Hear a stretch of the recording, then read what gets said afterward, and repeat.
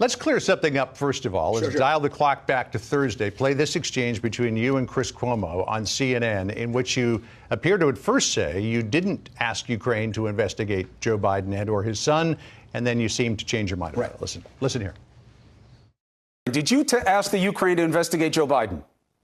No, actually, I did. You never asked anything about Hunter Biden. You never asked anything about Joe Biden. The only thing I asked about Joe Biden is to get to the bottom of how it was that Lutsenko, who was appointed, dismissed the case against Antak. So you did ask Ukraine to look into Joe Biden? Of course I did. You just said you didn't. All right. So which is it? Did you ask the Ukraine? Did you ask the Ukraine? Did you ask Ukraine to look into it? I clarified it immediately. Right. He said to me, "Did you ever talk about Joe Biden?" I said, "No." Then I said, "I did say that you should investigate Joe Biden, Hunter Biden." The no was obviously wrong. I corrected it immediately. Okay. I corrected it before he corrected it. The reality is, the distinction is this. What they're trying to say is I went there for a political mission to kind of get Joe Biden in trouble. Ridiculous. I went there as a lawyer defending his client.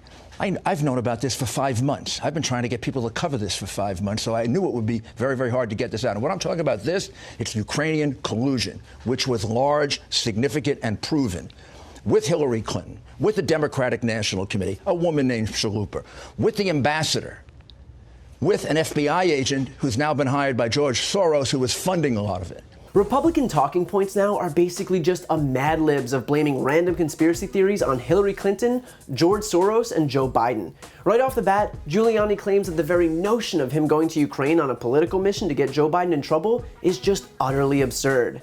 Yup, totally. This was definitely just a thing that Rudy Giuliani, who just so happens to be the President of the United States' personal attorney, is doing on his own, and has nothing to do with the fact that it centers on the current frontrunner for the Democratic nomination in 2020, who, according to polling, is the biggest threat to Trump's getting reelected. I'm sorry, but who is Rudy Giuliani actually trying to fool? This is just performative partisan hackery. And to make things worse, it's not even unprecedented for this administration. We just finished an investigation into the last instance of the Trump campaign cooperating with a foreign power to interfere in our election.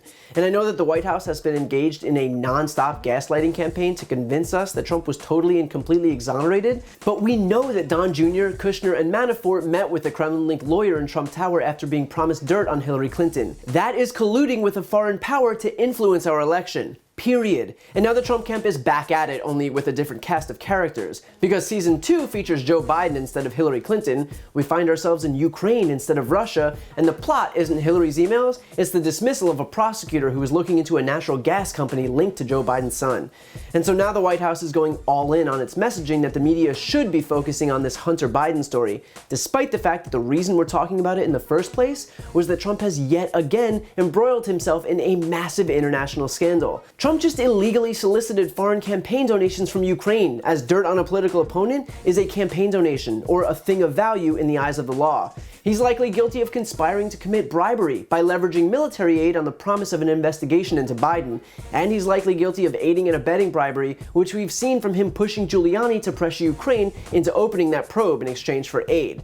But on top of all of that, he's also obstructing justice by keeping his Director of National Intelligence from releasing the contents of the whistleblower complaint to Congress. And again, we know that the complaint meets the statutory definition of serious and urgent according to the Inspector General, who, by the way, is a Trump appointee. I mean, this is like O.J. Simpson trying to convince the country that we should really be looking into Nicole Brown Simpson's improprieties that might have warranted her inexplicable death in the first place. If the media actually takes the bait on this, then it'll completely validate Trump's strategy of breaking the law, of using his office to commit bribery and extortion and obstructing justice to control the narrative. To say that this is a dangerous precedent is the understatement of the century. The glaringly obvious solution to all of this is that, first, Trump's DNI needs to release the whistleblower complaint. And if Trump is as innocent as he claims, then he should have nothing to worry about. And then Congress needs to perform their constitutional duty of oversight and use the tools available to them to ensure that there is accountability for the criminal activities that the president's engaged in.